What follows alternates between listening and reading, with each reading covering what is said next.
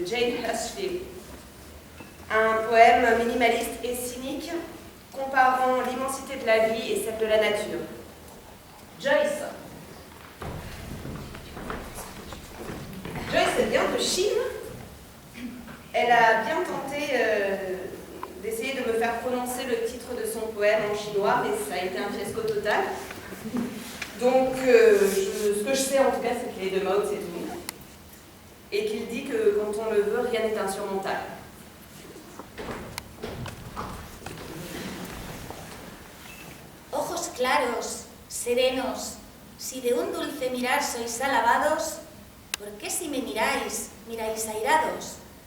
Si cuanto más piadosos, más bellos parecéis aquel que os mira, no me miréis con ira, porque no parezcáis menos hermosos. ¡Ay, tormentos rabiosos!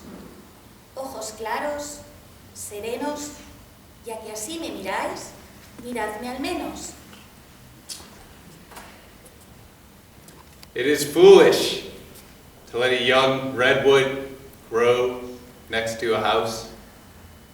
Even in this one lifetime, you will have to choose that great, calm being, this clutter of soup pots and books, already the first branch tips brush at your window? Softly, calmly, immensity taps at your life. 水调歌头，重上井冈山。久有凌云志，重上井冈山。千里寻故地，旧貌变新颜。到处莺歌燕舞，更有潺潺流水。高处入云端，过了黄河涧，险处不须看。风雷动，星旗奋，世人还。38年过去，弹指一挥间。可上9天揽月，可下5年捉鳖。谈笑凯歌还。世上无难事，只要肯登攀。 Voilà, donc c'est ce que j'arrivais pas à prononcer. Nous avons ensuite Julia, qui est brésilienne. Son poème s'appelle Soneto de Felicidad de Vinicius de Moraes. Il parle de la fidélité et la dernière phrase est très connue au Brésil. Elle dit que l'éternité n'est infinie que le temps qu'elle dure. Et il y a Gino, que vous avez vu au Doudouk, et qui va dire un poème en arménien. Il a collé au thème du printemps de la poésie, puisqu'il dit un poème sur le printemps. C'est ça. Tom, un Angleterre, il va lire A Quote de William Yeats, un poème qui raconte l'état d'esprit du poète, de l'écrivain, une fois qu'il a fini d'écrire.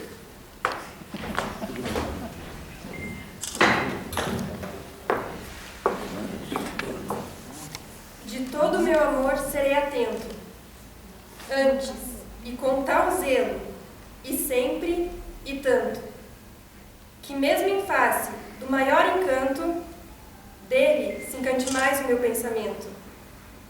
Quero vivê-lo em cada vão momento, e em seu louvor hei de espalhar meu canto, e rir o meu riso, e derramar o meu pranto, ao seu pesar ou o seu contentamento. E assim, quando mais tarde me procure, quem sabe a morte, angústia de quem vive, eu possa me dizer do amor que eu tive, que não seja imortal, posto que a chama, mas que seja infinito enquanto dure. Քունս չի տանում, դու էլ մի քնիր, հետս կրկնիր, որ Հայաստանում հիմա էլ գաղունը բացվել է արդեն։ Թողացին հունը գետերը որդեր, պղտոր ու խելար դես ու դեն են խփվում։ Կանաչից հարբած գառներ ու հորթեր լեռնալանջերին խայտում են, ծփում։ Մոշու թփեր են շորշ բոլորաճել, մի մոլոր գառնուկ բջեղն է կաճել ոլոր կածանի կիսաթացողին, խաղալի վրա մի բուր հող կաղնի, տվել է իրեն լուր արևկողին, կոչկը դարձած իր համար սեղան, պսակ է գործում։ Մի պուճուր տղա ու գցում վզին իր ծիրամ եզի, իսկ մայրը տղի պարավն այնտեղի ջուր է տեղ գցել։ Անելու համար նա ինձ պես գուցե չի կնել հիմա։ Նա որին դեմքով ես շատ եմ քունս չի տանում։ Դու էլ մի քնիր, հետս էլ կրկնիր, թե ինչ եմ անում, ես ինչ եմ անում, ոչ Հայաստանում։ I made my son a coat, covered with embroideries out of old mythologies, from heel to throat. Fools caught it, wore it in the eyes of the world, so they'd wrought it. Song, let them take it. It's more enterprise than walking naked.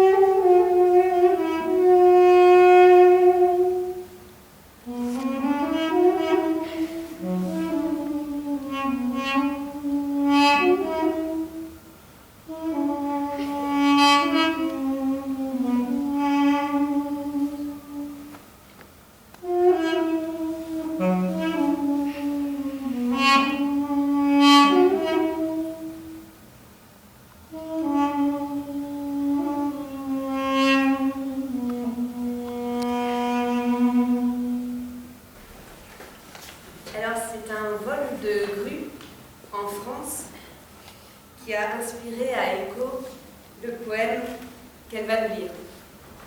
Vous l'avez donc compris, c'est elle-même qui est l'auteur de ce poème. Iro, iro, iro. Iro signifiant donc oiseau en japonais. Kirsten vient d'Allemagne. Elle va lire Der frohe Wandersmann de Joseph von Eichendorff. C'est un poème qui raconte l'opposition entre les personnes qui s'octroient le droit au voyage et ceux qui restent dans la vie sédentaire.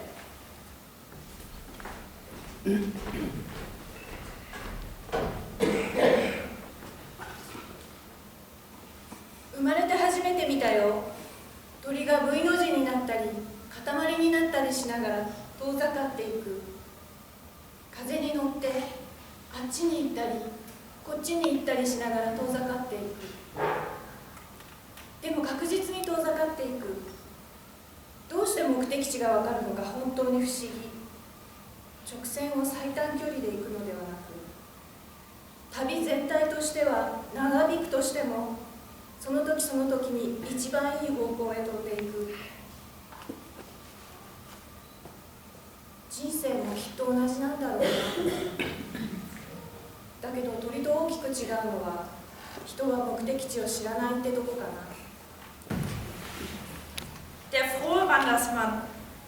Wem Gott will rechte Gunst erweisen, den schickt er in die weite Welt, dem will er seine Wunder weisen, in Berg und Wald und Strom und Feld.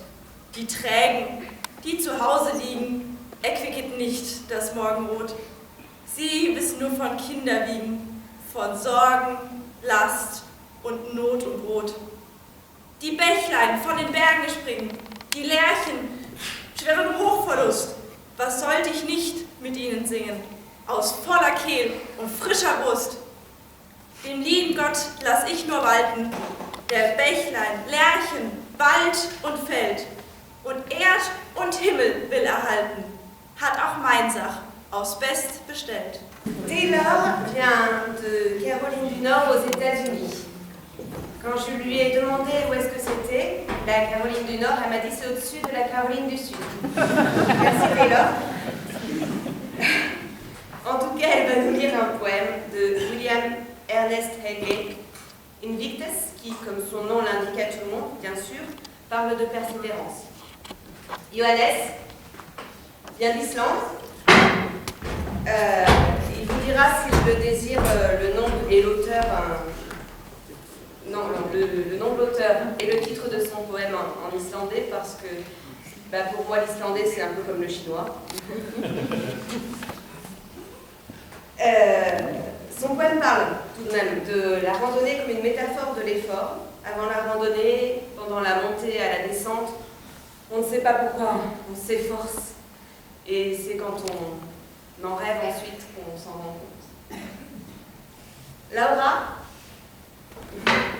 vient d'Italie et elle va nous dire un poème qu'a écrit sa grand-mère, Maria Fornacier, sur leur lien. Il s'appelle Senza Camus.